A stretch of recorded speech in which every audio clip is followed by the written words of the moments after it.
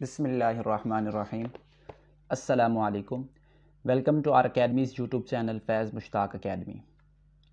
जैसा कि आप लोग जानते हैं कि ये channel lecturer physics, subject specialist physics, SST physics, Punjab public service commission और फेडरल पब्लिक सर्विस कमीशन और इस तरीके के दूसरे कॉम्पिटिटिव एग्ज़ाम्स को टारगेट कर रहा है और हम सब्जेक्टिव और ऑब्जेक्टिव प्रिपरेशन करवा रहे हैं। अगर आप इस YouTube चैनल के ऊपर नए आए हैं तो काइंडली इस चैनल को सब्सक्राइब करें और प्लेलिस्ट के अंदर जाकर आपको डिफरेंट वीडियोस मिल जाएंगी, उन वीडियोस को देखें।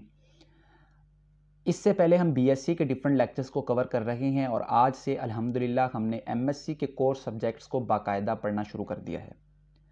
आज का जो लेक्चर होगा ये पार्टिकल फ़िज़िक्स के ऊपर होगा और हम पार्टिकल फ़िज़िक्स की उन चीज़ों को डिस्कस करेंगे जो कि हमारे पेपर में आती हैं, जो कि पेपर बेस्ड हैं, जिनसे अक्सर एमसीक्यूज़ बनते हैं। आपको पास पेपर्स के अंदर भी जिनसे अक्सर एमसीक्यूज़ नज़र आएंगे। अल्हम्दुलिल्लाह मेरी कोशिश होगी कि ज़्यादा से ज़्यादा 3 लेक्चर्स के अंदर पार्टिकल फ़िज़िक्स को कंप्लीट किया जाए। इसमें आपको तमाम किस्म के पार्टिकल फ़िज़िक्स में जो एलिमेंट्री पार्टिकल्स की प्रॉपर्टीज़ हैं उनको डिस्कस करवाया जाए। Quantum numbers of elementary particle जितने भी हैं उनको डिस्कस करें हम, और इसके साथ साथ उनके कॉन्जर्वेशन जो लॉज हैं जिनसे अक्सर क्वेश्चन आता है उनको हम डिस्कस करें। तो अगर आप इस यूट्यूब चैनल के ऊपर नए हैं तो चैनल को सब्सक्राइब करके नोटिफिकेशन बेल को ऑन करना मत भूलिएगा। चलें जी, आज का लेक्चर स्टार्ट करते हैं। सबसे पहले हम पार्टिकल फिजिक्स के इंट्रोडक्शन की बात करते हैं। अगर हम ऑर्डिनरी मैटर को देखें तो हमें लगता है कि जो ऑर्डिनरी मैटर है वो इलेक्ट्रॉन, प्रोटॉन और न्यूट्रॉन से मिलकर बना हुआ है और यही वो पार्टिकल हो सकते हैं जिनकी बेस के ऊपर हम पूरी की पूरी यूनिवर्स के स्ट्रक्चर को स्टडी कर सकते हैं। इससे ज़्यादा हमें किसी पार्टिकल की ज़रूरत नहीं पड़ती। लेकिन हम जानते हैं कि तमाम के तमाम जो न्यूक्लियाइड्स होते हैं वो स्टेबल नहीं होते। कुछ न्यूक्लियाइड स्टेबल हैं और कुछ न्यूक्लियाइड्स होते हैं वो अनस्टेबल होते हैं, वो डिके करते हैं। और अगर आप with in the nucleus beta decay करवाना चाहते हैं तो बीटा डिके को जो वहाँ पर असिस्ट करता है पार्टिकल, उस पार्टिकल को हम न्यूट्रिनो कहते हैं। न्यूट्रिनो एक ऑर्डिनरी पार्टिकल नहीं है। न्यूट्रिनो की इंपॉर्टेंस का अंदाज़ा इस बात से लगाया जा सकता है कि ये न सिर्फ बीटा पार्टिकल में इंपॉर्टेंट है बल्कि बहुत ज़्यादा एलिमेंट्स की क्रिएशन के अंदर, इवन के स्टार्स की क्रिएशन के अंदर न्यूट्रिनो का बहुत बड़ा रोल होता है। इसके बाद अगर हम इलेक्ट्रोमैग्नेटिक इंट्रैक्शन की बात करें कि जब भी इलेक्ट्रोमैग्नेटिक इंट्रैक्शन होता है पार्टिकल्स के बिटवीन, तो वहाँ पर जो पार्टिकल इस इलेक्ट्रोमैग्नेटिक इंट्रैक्शन को मेडिएट करवाता है उस पार्टिकल को हम फोटोन कहते हैं। और ये जो तमाम के तमाम एलिमेंट्री पार्टिकल्स होते हैं ये अब तक हज़ारों की तादाद में, सैकड़ों की तादाद में बनाए जा चुके हैं और ये तमाम के तमाम elementary particles high energy collision जो हमारे डिटेक्टर्स हैं और जो हमारे हाई एनर्जी कोलिजन्स ऑसिलेटर्स हैं उनके अंदर इनको बनाया जाता है, एक्सेलरेटर्स के अंदर बनाया जाता है। जैसा कि सर्न के अंदर एक्सेलरेटर्स लगे हुए हैं, वहाँ पर जितने भी एक्सेलरेटर्स काम कर रहे हैं उनका ज़्यादातर काम यही है कि नए पार्टिकल्स को जो है वो दरियाफ़्त किया जाए और उन पार्टिकल्स की एनर्जी के मुतल्लिक, उन पार्टिकल्स के डिफरेंट जो इंट्रैक्शंस हैं उनके मुतल्लिक नई चीज़ें सामने लेके आई जाएँ। तो एलिमेंट्री पार्टिकल की जो स्टडी है उसको हमारे लिए देखना, समझना बहुत ज़रूरी है, क्योंकि अगर आप यूनिवर्स के स्ट्रक्चर को समझना चाहते हैं तो सिर्फ इलेक्ट्रॉन, प्रोटॉन और न्यूट्रॉन की बेस के ऊपर हम यूनिवर्स के स्ट्रक्चर को कम्प्लीटली नहीं समझ सकते। इस मकसद के लिए और भी बहुत ज़्यादा पार्टिकल्स को समझना चाहिए और उस फिज़िक्स की ब्रांच जिसके अंदर हम इन तमाम पार्टिकल्स को स्टडी करते हैं जो कि हमें यूनिवर्स के स्ट्रक्चर को समझने में हेल्प आउट करते हैं, इस क्लास को, इस चीज़ को, इस सब्जेक्ट को हम पार्टिकल फिज़िक्स का नाम देते हैं। और अगर मैं समराइज़ करूं तो हम कह सकते हैं कि एलिमेंट्री पार्टिकल्स की जो स्टडी होती है इस स्टडी को हम पार्टिकल फिज़िक्स कहते हैं। ये एमएससी फिज़िक्स का कोर्स होता है आपका। बीएस फिज़िक्स में भी कुछ यूनिवर्सिटीज़ के अंदर पढ़ाया जाता है, कुछ में स्किप कर दिया जाता है। अब सबसे पहले तो हम बात करते हैं कि हमारे यूनिवर्स में जो फंडामेंटल फोर्सेस हैं या जो फंडामेंटल इंट्रैक्शंस हो रही हैं वो कितने तरह के हैं और उनके अंदर कौन कौन सी इंपॉर्टेंट चीज़ें ऐसी हैं जो कि हमसे पेपर के अंदर पूछ ली जाती हैं। तो 4 फोर्सेस होती हैं, यानी कि 4 तरह के इंट्रैक्शंस होते हैं फंडामेंटल। एक स्ट्रॉन्ग इंट्रैक्शन होता है, एक इलेक्ट्रोमैग्नेटिक इंट्रैक्शन है, फिर वीक इंट्रैक्शन है और फिर ग्रेविटेशनल इंट्रैक्शन है, यानी कि टोटल 4 फोर्सेस होती हैं। अब ये जो चारों फोर्सेस हैं इनमें जो एक्सचेंज पार्टिकल्स होते हैं इनसे अक्सर क्वेश्चन पूछा जाता है। तो आपके सामने एक टेबल दिया गया है, उस टेबल के अंदर कुछ चीज़ें हमने डिस्कस की हैं कि स्ट्रॉन्ग इंट्रैक्शन की जो रेंज होती है वो 10⁻⁻15 मीटर तक होती है और स्ट्रॉन्ग इंट्रैक्शन का जो एक्सचेंज पार्टिकल होता है वो ग्लूऑन है और इसकी रिलेटिव स्ट्रेंथ 1 है, यानी कि सबसे ज़्यादा, चूंकि ये स्ट्रॉन्ग है इसलिए इसकी हमने रिलेटिव स्ट्रेंथ को 1 कह दिया। उसके बाद इलेक्ट्रोमैग्नेटिक इंट्रैक्शन की रेंज इनफाइनाइट होती है और इसमें जो एक्सचेंज पार्टिकल्स होते हैं वो फोटॉन्स होते हैं और इनकी रिलेटिव स्ट्रेंथ बनती है 10⁻²। इसके साथ साथ अगर हम वीक इंट्रैक्शन की बात करें तो इसकी रेंज चलती है 10⁻18 मीटर तक। और इंटरमीडिएट बोसॉन, जिनको आप WZ बोसॉन्स कहते हैं, ये इसके एक्सचेंज पार्टिकल्स होते हैं और रिलेटिव स्ट्रेंथ इसकी 10⁻5 तक होती है। ग्रेविटेशनल इंट्रैक्शन की अगर हम बात करें तो ये भी इनफाइनाइट रेंज तक होता है और इसमें जो एक्सचेंज पार्टिकल्स होते हैं उनको हम ग्रेविटॉन्स कहते हैं और उनकी जो रिलेटिव स्ट्रेंथ बनती है इस इंट्रैक्शन की वो 10⁻39 तक बनती है।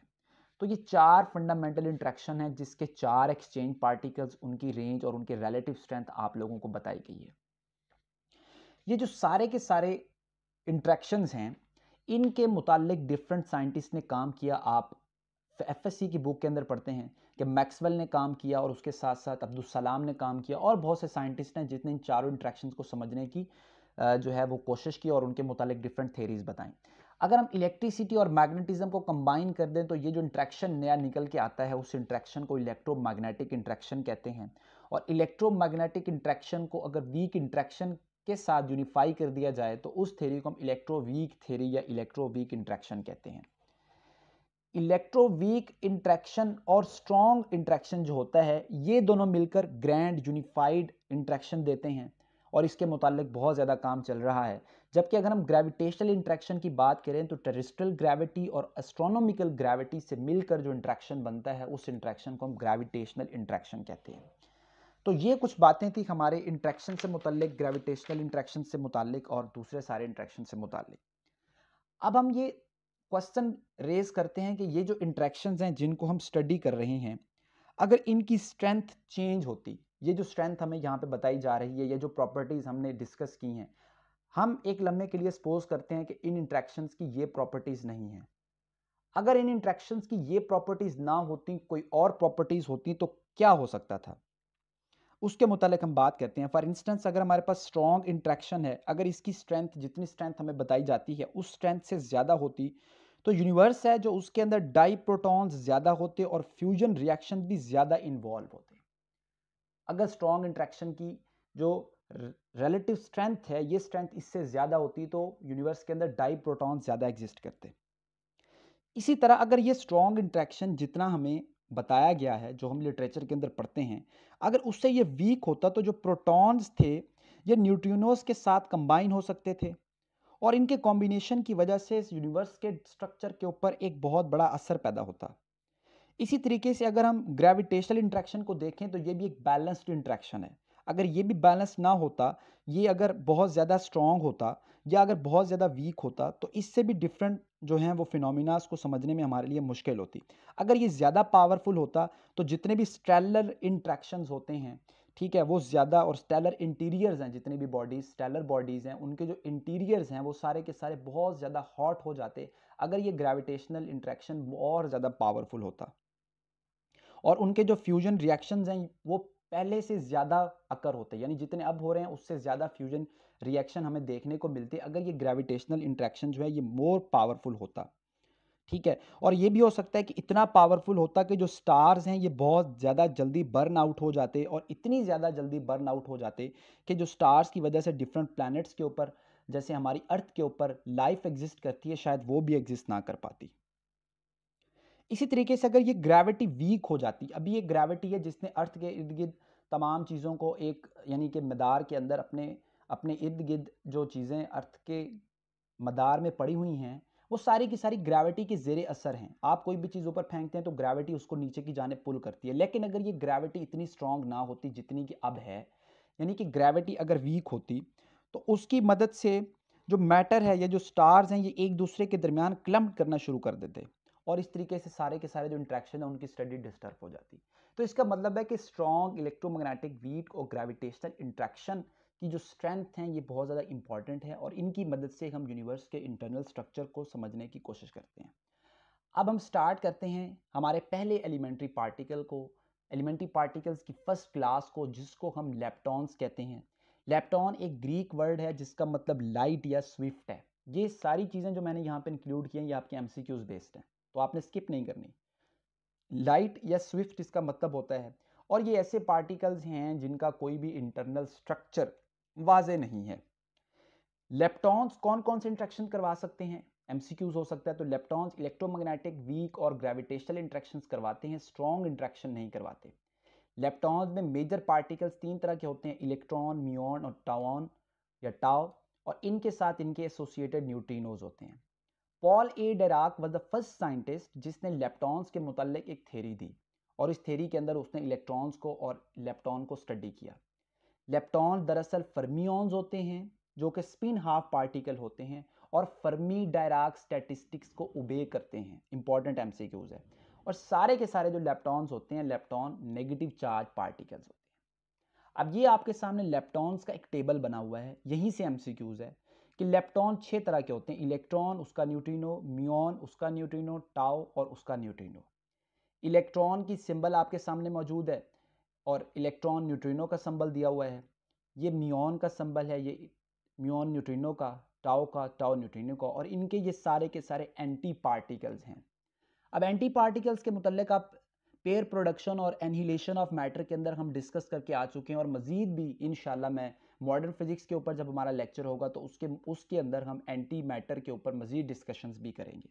ये सारे के सारे जो पार्टिकल्स होते हैं ये स्पिन हाफ पार्टिकल्स होते हैं, यानी कि इनकी जो स्पिन होती है वो 1/2 होती है। तो ये लेप्टॉन्स के मुताल्लिक कुछ बातें हैं, इन बातों को आपने अच्छे तरीके से प्रिपेयर करना है, मतलब आपका इनके बारे में किसी किस्म का डाउट नहीं होना चाहिए। क्वेश्चन अगर लेप्टॉन के बारे में आएगा तो वो यहीं से आएगा या फिर कॉन्जर्वेशन लॉस से आएगा, जो कि हम अपने नेक्स्ट लेक्चर्स के अंदर डिस्कस करेंगे।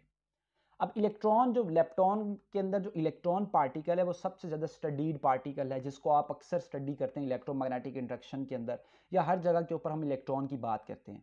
लेकिन जो दो दूसरे पार्टिकल्स हैं म्यूऑन और टाउ, इनके मुतालिक हम कुछ देख लेते हैं। जो म्यूऑन्स हैं ये हमें चार्ज पायोन्स जब डिके करते हैं तो वहाँ पर मिलते हैं, और पायोन्स क्या होते हैं ये भी हम देखेंगे। फिलहाल के लिए आप ये समझें कि जो म्यूऑन्स होते हैं जब चार्ज पायोन्स डिके करते हैं तो हमें म्यूऑन्स मिलते हैं। अगर पॉजिटिव पायोन डिके करता है तो हमें एंटी पार्टिकल मिलता है, ठीक है, म्यूऑन का। और अगर नेगेटिव पायोन डिके करता है तो हमें उस वक्त म्यूऑन इटसेल्फ मिलता है। एक और बात देखिए कि जब हमें एंटी म्यूऑन मिल रहा है तो उस टाइम के ऊपर हम म्यूऑन का न्यूट्रिनो ले रहे हैं, जबकि जब हमें म्यूऑन मिल रहा है तो उस टाइम के ऊपर एंटी म्यूऑन न्यूट्रिनो हम ले रहे हैं। तो ये चीज़ आपने यहाँ से नोट करनी है। इसके अलावा एक और बात ये देखेंगे, ये जिन न्यूट्रिनोज की बात हम यहाँ कर रहे हैं जो कि चार्ज पायोन्स के अंदर डिके हो रहे हैं, ये न्यूट्रिनोज बिल्कुल वो न्यूट्रिनोज नहीं हैं जो कि बीटा डिके के अंदर होते हैं। आप न्यूक्लियर फिजिक्स के अंदर बीटा डिके को पढ़ते हैं, और बीटा डिके में हम कहते हैं कि जब एक न्यूट्रॉन डिके हुआ तो ये हुआ, एक प्रोटॉन डिके करता है तो ये होता है।